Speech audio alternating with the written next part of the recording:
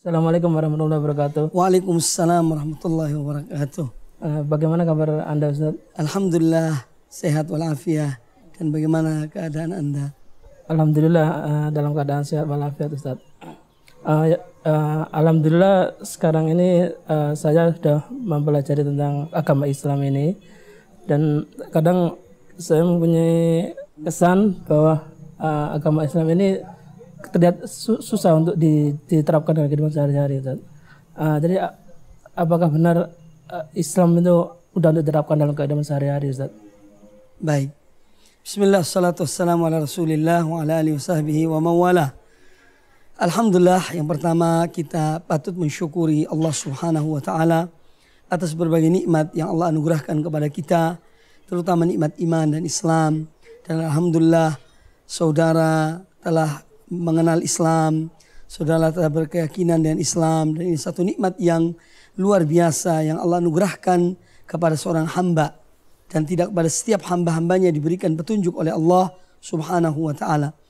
Maka hendaknya kita senantiasa mensyukuri Allah dalam siang dan malam dan berbagai aktivitas kita, agar selalu kita kaitkan dengan mensyukuri Allah subhanahu wa ta'ala.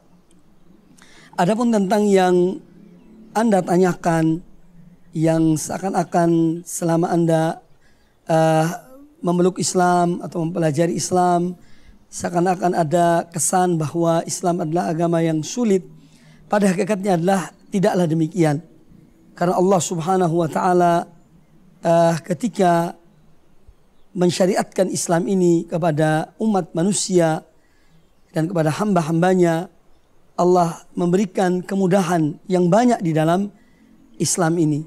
Baik dalam akidahnya, baik di dalam ibadahnya, maupun dalam bermuamalah. Maka Islam adalah agama yang memberikan kepada kita kemudahan, karena Allah subhanahu wa ta'ala berfirman, yuridullahu bikumul yusra wa la yuridu bikumul usra. Allah menghendaki kemudahan bagi kamu sekalian, dan Allah tidak menghendaki kesulitan bagi kamu. Hal ini menunjukkan bahwa agama Islam secara keseluruhan, baik akidahnya, baik ibadahnya, baik moral, muamalahnya, semua memberikan kepada kita kemudahan. Satu contoh permasalahan akidah dalam Islam adalah permasalahan yang tidak menyulitkan seseorang. Seorang beriman kepada Allah dan hatinya dia yakin akan keberadaan Allah Subhanahu wa taala dan apa-apa yang Allah wajibkan untuk dia beriman. Ini salah satu contoh tentang kemudahan di dalam akidah Islam, dalam ajaran-ajaran akidah Islam. Ya, kita melihat bahwa pokok-pokok ajaran akidah dalam Islam adalah tidak menyulitkan bagi orang yang beriman. Kemudian yang kedua, kita melihat pula dalam masalah ibadahnya. Maka kita jumpai bahwa Islam mendapatkan ibadah dalam Islam penuh dengan kemudahan. Maka dari itu Nabi kita Muhammad SAW pun bersabda, Inna dina yusrun, sesungguhnya agama ini mudah.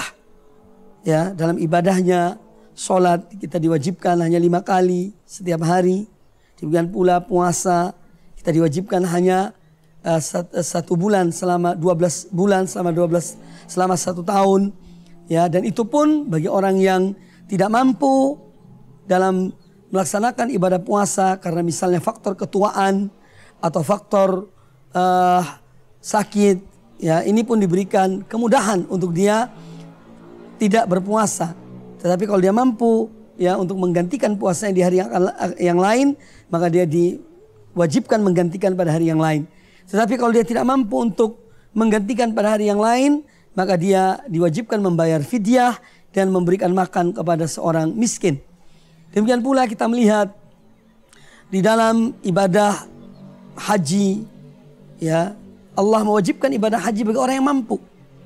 Kalau orang yang tidak mampu, maka dia tidak diwajibkan untuk melaksanakan ibadah haji. Dan masih banyak lagi kemudahan-kemudahan dalam Islam, dalam ibadah Islam.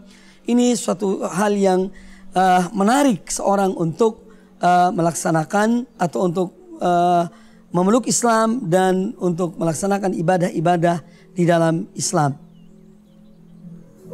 Bagaimana kiat-kiat kita untuk menerapkan bahwa Islam itu mudah dalam kehidupan kita sehari-hari, Ustaz?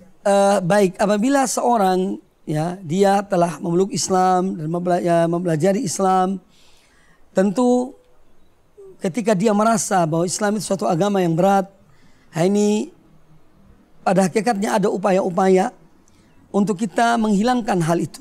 Yang pertama diantaranya adalah hendaklah kita ini memiliki ilmu tentang Islam. Karena banyak hal-hal yang kita lihat, yang kita jumpai di masyarakat, ya, dari ibadah-ibadah yang mereka lakukan oleh sebagian kaum muslimin, ini sebetulnya tidak ringan, tetapi Islam tidak pernah mengajarkannya. Namun mereka yang memberatkan diri mereka sendiri dalam beribadah pada Allah Subhanahu wa taala. Ya, sehingga karena faktor-faktor itu maka memberikan kesan bahwa Islam itu sulit. Ada satu tuntunan yang tidak pernah diajarkan oleh Rasulullah SAW, seperti membaca suatu salawat atau solawat yang ditentukan oleh mereka yang membuat atau mengikuti solawat tersebut. Barang siapa membaca 4.444 kali solawat itu, ini akan dimudahkan semua urusannya, akan dipenuhi semua hajatnya. Nah, ini sebetulnya bukan dari Islam. Mengapa demikian? Karena Islam tidak pernah mengajarkan seorang untuk mengamalkan suatu amalan sampai sekian ribu kali. Ya, justru ibadah dalam Islam adalah mudah. Tetapi manusialah yang menzalimi diri mereka sendiri dengan menentukan bilangan-bilangan itu, yang akhirnya menyulitkan. Jangankan bilangan 4.444. Kita sholat, misalnya sholat zuhur 4 rakaat. Kadang-kadang kita lupa sudah berapa jumlah rakaat yang kita lakukan. Dan Nabi SAW memberikan jalan keluar. Apabila seorang sholat, ya misalnya dia sholat 4 rakaat, kalau dia ragu apakah 3 atau 4 rakaat yang dia lakukan, yang sudah dia lakukan, maka hendaknya dia mengambil bilangan yang terkecil, yaitu bilangan 3.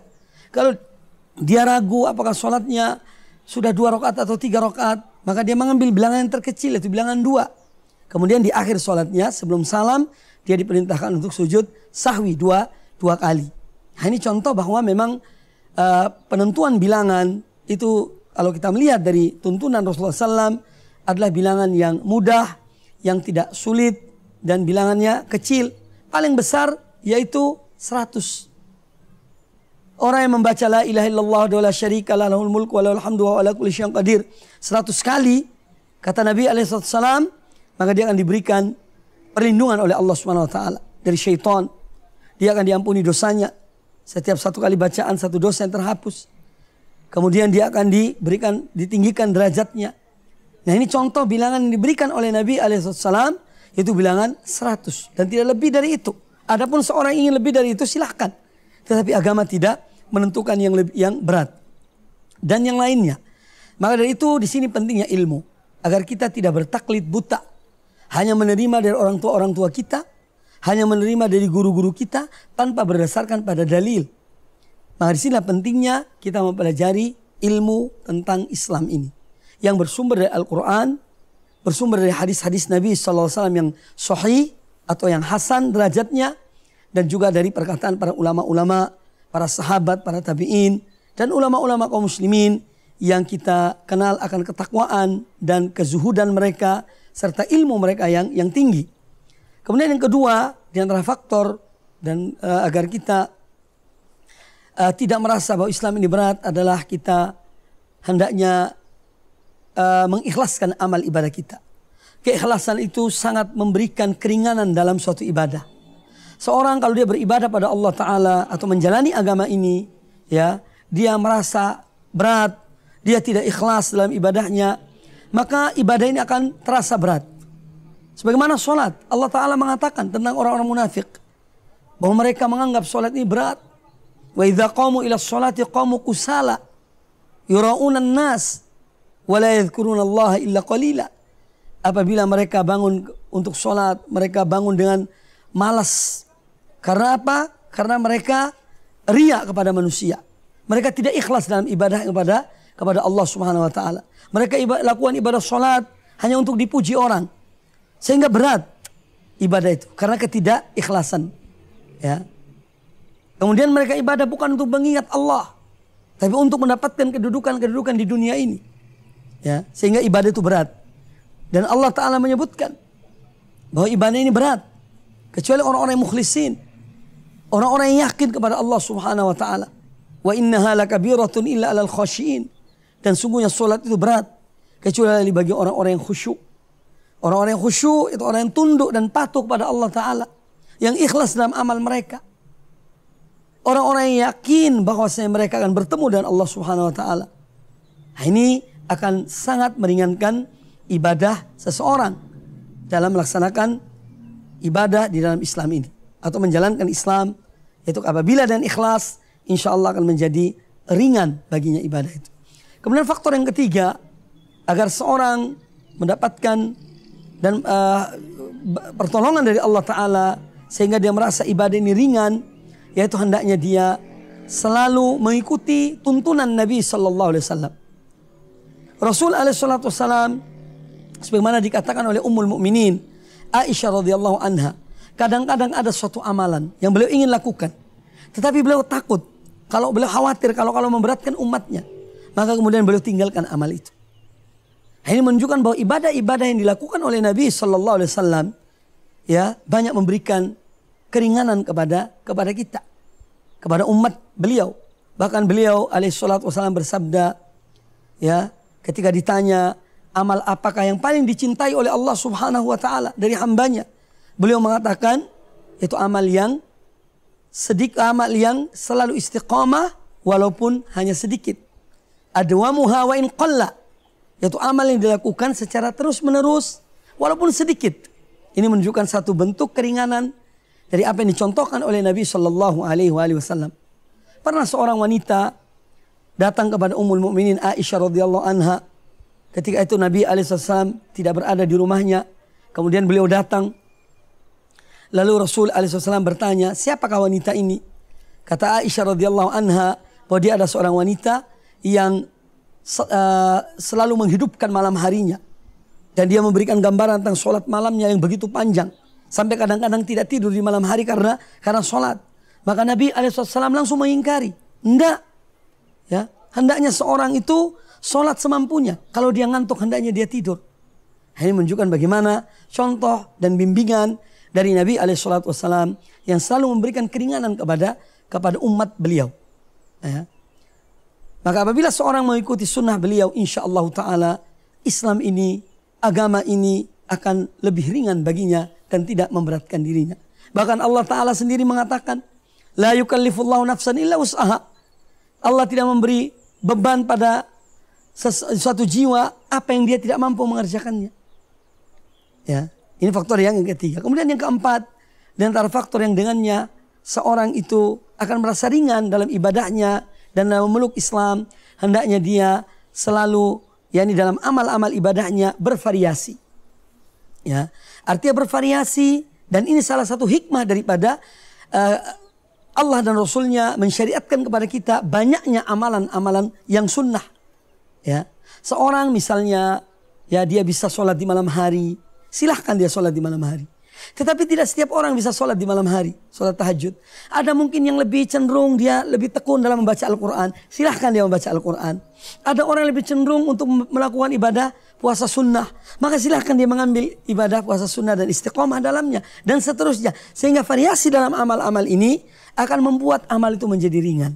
Nah, itu diantara faktor-faktor yang dapat memberikan keringanan kepada kita. Kemudian yang kelima, yang berikutnya, hendaknya seorang dia menjauhi perbuatan-perbuatan yang tidak dicontohkan oleh Nabi Sallallahu Alaihi Wasallam. Karena banyak di antara amalan-amalan yang tidak dicontohkan oleh beliau justru memberikan beban yang berat kepada umatnya. Padahal beliau tidak mewajibkan, bahkan tidak pernah mensunahkan kepada kita. Ya, tetapi karena kita ingin, seakan-akan ingin melebihi amalan yang diajarkan oleh beliau, sehingga kemudian timbullah amalan-amalan yang dilakukan oleh sebagian kaum muslimin, padahal tidak diajarkan oleh Nabi alaihissalam. Dan ini sangat memberatkan. Ada istilah mereka puasa putih selama 40 hari. Tidak ada contohnya dari Allah dan Rasulnya. Allah tidak pernah mengajarkan kita, memerintahkan berpuasa lebih dari 30 hari. Dan itu pun setahun sekali di bulan Ramadan. Nah, kemudian kita melihat ada orang-orang yang ingin mencapai derajat tertentu. Mereka puasa selama 40 hari yang disebut dengan puasa putih misalnya. Atau amalan-amalan yang lainnya.